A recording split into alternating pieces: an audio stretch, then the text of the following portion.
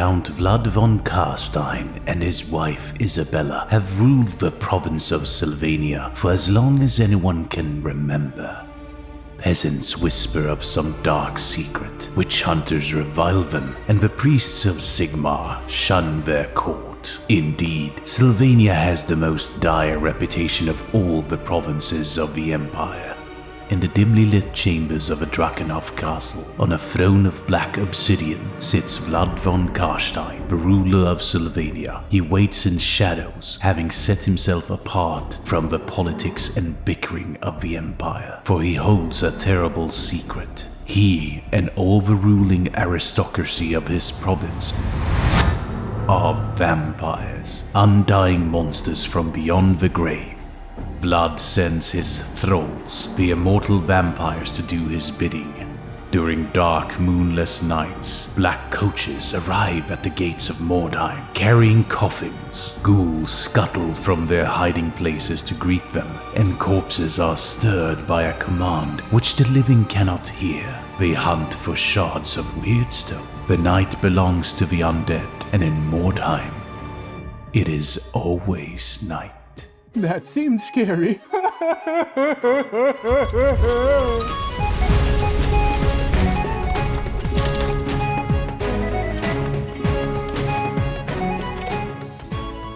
Hey folks, my name is Leif, and I want to welcome you to my channel called Devs and Dice, where I paint miniatures or craft terrain for the tabletop. Today I'm going to show you some of the steps I took to create my Undead Mordheim Warband. This might seem a little bit daunting to you, but I'm here to guide you, tell you some lore about the Warband, tell you where you can find good minis, share a little bit of thoughts on how I assembled and painted my minis, at least to a decent tabletop quality. So without further ado, let's get cracking.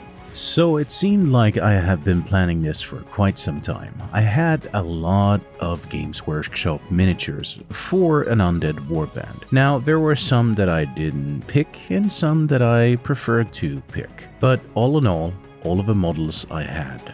Options in the 3D printed realm would be, for my sake, Monstrous Encounters, who have a lot of nice undead, and Highland Miniatures, who actually have their Transylvania the Fallen Realm set, which almost one-to-one matches with what you would need for your Mordheim Undead Warband.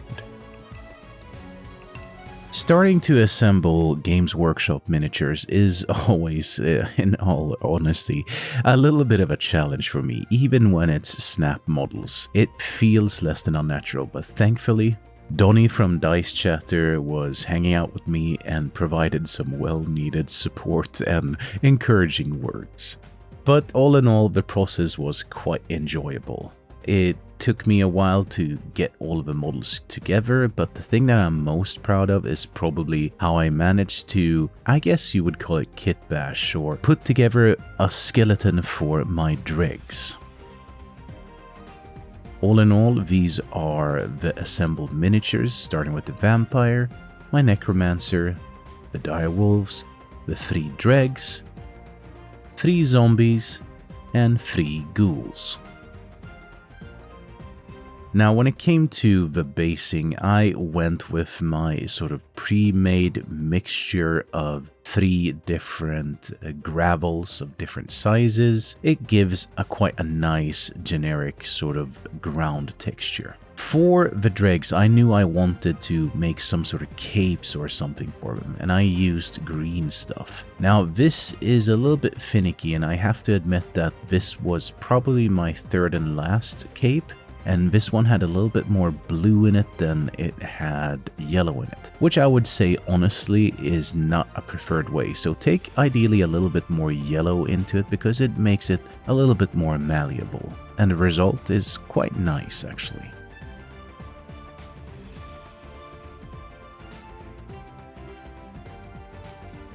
Now, when it came to the painting process, this is not a painting tutorial, so I'm not going to go through it in detail. My idea was that I wanted to go quite grimdark, and I started out with priming it and zenithaling it.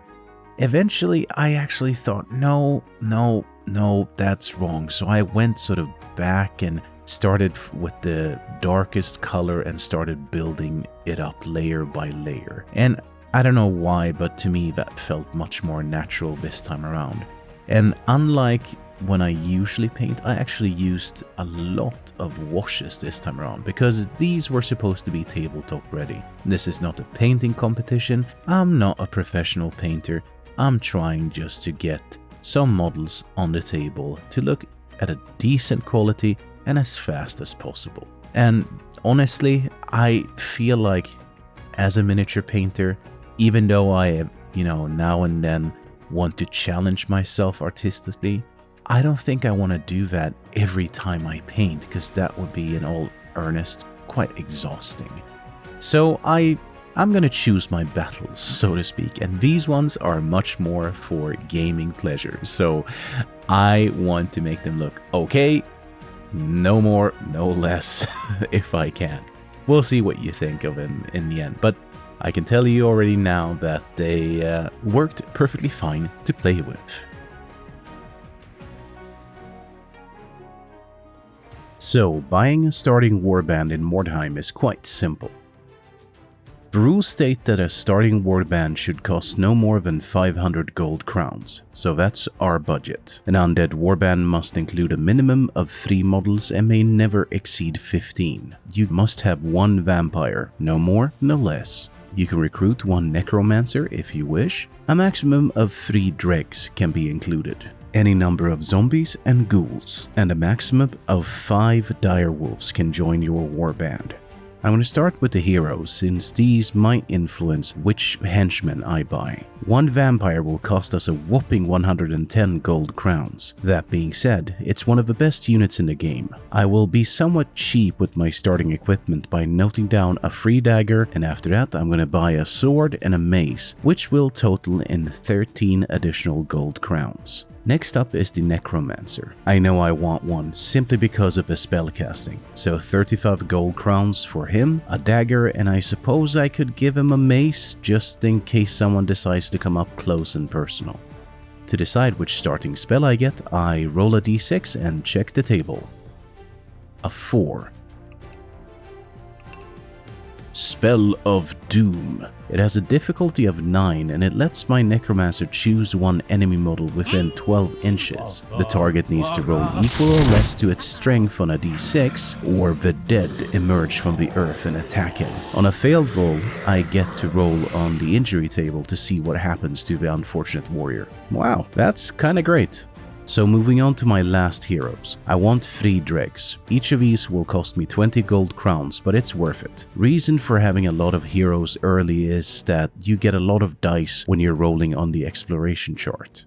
When it comes to their equipment, I will have to be a bit on the cheaper side and go against my principles. See, I normally want the miniature to have the weapon on the model as well on the sheet, but daggers and maces it is for a total of 9 gold crowns.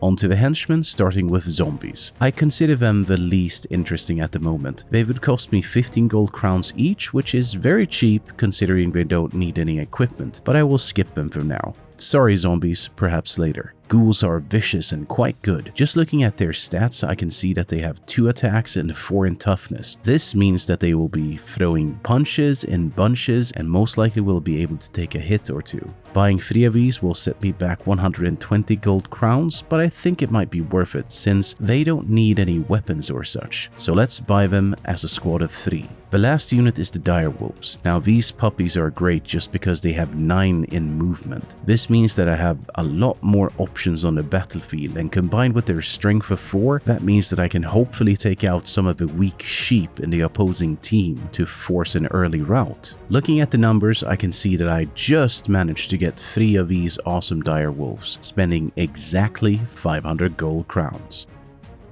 So that's it. This is my starting Undead Warband for Mordheim. All that was left was to assemble my Mordheim board and invite a friend over for some games of Mordheim. My friend Eric had assembled a new warband consisting of only 3 miniatures, but it was an ogre warband. It was quite tricky, I have to say, to utilize my undead because all of my units, almost all of them, cause fear, but all of his units are immune to fear, and ogres are no joke, believe me. So we played a total of 2 games. The first one I lost terribly. Thankfully, I didn't actually permanently lose any of my units. I came back stronger than ever, and the second one, I actually managed to put a wedge into his troops that now were 5 and separate them and focus fire on one of his units, ultimately leading to a voluntary rout from Eric. I hope you like this video. It's a little bit of a unique one. I'm trying to get more people to enjoy the dark mysteries of Mordheim.